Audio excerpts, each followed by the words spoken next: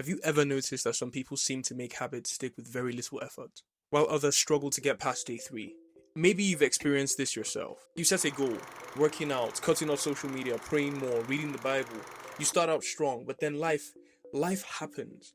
And before you know it, you're back to square one. Doom scrolling, eating like trash, doing the exact thing you said you'd stop. Meanwhile, someone else just decides and they change. They follow through, like it's second nature. So what's the difference?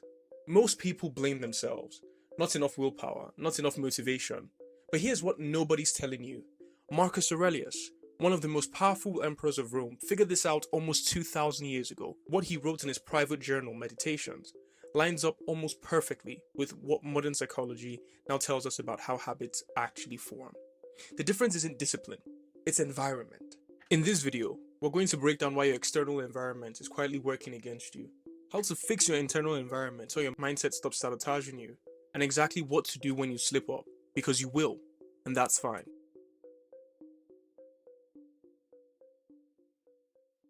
If you're enjoying this video, please don't forget to like and subscribe.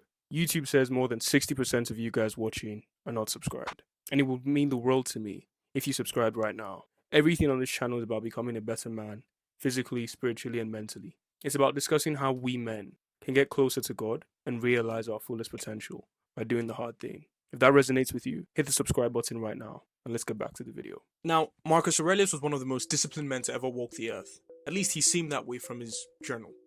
He was emperor of Rome, led armies, ran an entire civilization, and yet the book he's most famous for, it was never meant to be published. It was his private journal. Just him, talking to himself, trying to stay on track, trying to keep himself honest. Even he struggled. So if the most powerful man in the world had to constantly fight to keep himself grounded, maybe the problem was never you. Point 1. External environment. Marcus Aurelius wrote in Meditations, "Be careful that you are not made into a Caesar, that you are not dyed with his dye, for such things happen." He was warning himself not to be shaped by the very power and corruption around him, not to be dyed by his environment. That's external environment. Everything outside of you that influences your behavior without you realizing. Your phone, your bedroom, your friend group, what's in your fridge, what shows up on your screen. It shapes you quietly. Now picture ancient Rome, one of the most powerful empires ever built, and also one of the most morally decayed. Gladiator fights as entertainment, excess everywhere, luxury normalized, pleasure elevated above virtue. Marcus Aurelius didn't live above this. He lived inside it. He ruled over it. Temptation wasn't rare, it was daily. Now think about the world you're living in. Explicit material directly built into social media algorithms. Pornographic sites, one click away. Ultra processed food engineered for addiction. Everything is pushing you towards pleasure. Sex, commercialized in music and movies, endless scrolling designed to hijack your attention. This is a different empire, but it's the same battle. Marcus didn't assume he was immune. That's why he wrote constant reminders to himself. If Marcus Aurelius, with supreme authority and legendary discipline, had to guard himself from being dyed by his surroundings, what makes you think you can casually scroll your way to virtue? See, the thing is, you cannot out-willpower a bad environment. The first step isn't trying harder, it's recognizing what you're actually up against. But let's be honest, you've probably already tried some of this. You put your phone in another room, deleted an app, cleared out your fridge, made a 30-day plan, and it still didn't stick. Why? Because the external environment isn't the only one that matters. There's another environment, and you carry it everywhere you go. Point 2. Internal environment. Your internal environment is your identity, your self-talk, the story you keep telling yourself about who you are. Most people change their surroundings, but their internal script stays the same. Let me tell you a quick story. A lion was born among sheep.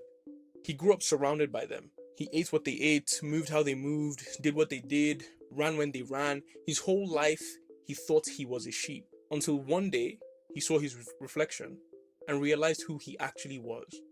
That's most people. If you see yourself as, "I'm inconsistent, I never finish what I start, I lack discipline," your brain will work overtime to prove that identity right. Because your brain protects identity more than it protects goals. Marcus Aurelius taught what's now known as the dichotomy of control. Some things are within your control, some things are external. You can't control them. See, your external environment, often you can't control it, but your internal environment all the time.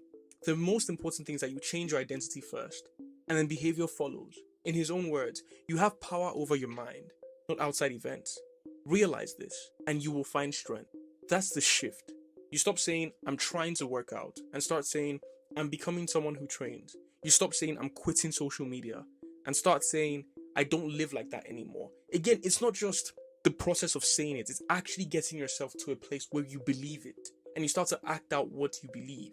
Replace I'm bad at this with I'm learning this. Don't just say I'm trying to pray more. Say I'm becoming more disciplined in my faith.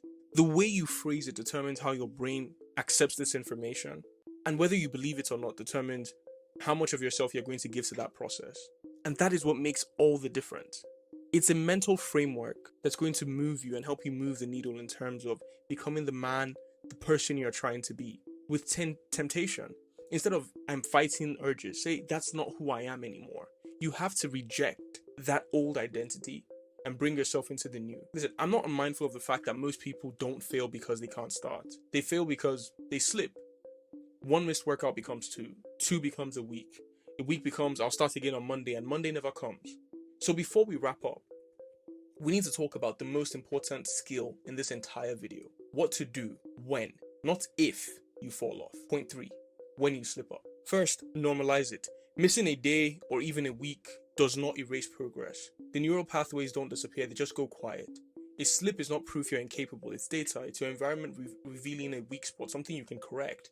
And the biggest mistake people make is they make it mean something about who they are. I slipped becomes I'm someone who always quits. Now your internal environment turns against you again. Marcus Aurelius was remarkably self-reflective. When he fell short, he didn't spiral. He reminded himself to return to reason. He wrote, when you are offended at any man's fault, turn to yourself and reflect in what manner you also err. Notice, not shame. Reflection, adjustment, return. The goal was never perfection. It was always improving towards perfection. The goal is return speed. How quickly can you bounce back? How fast can you get back to acting like the person you decided to be? And so I'm going to give you 3 practical steps that you can apply. When you slip, don't miss twice. 1 bad day is human. 2 becomes a pattern. Interrupt it early. You miss today, get back on it tomorrow. Audit, don't attack. What triggered this? Environment, emotion, fatigue.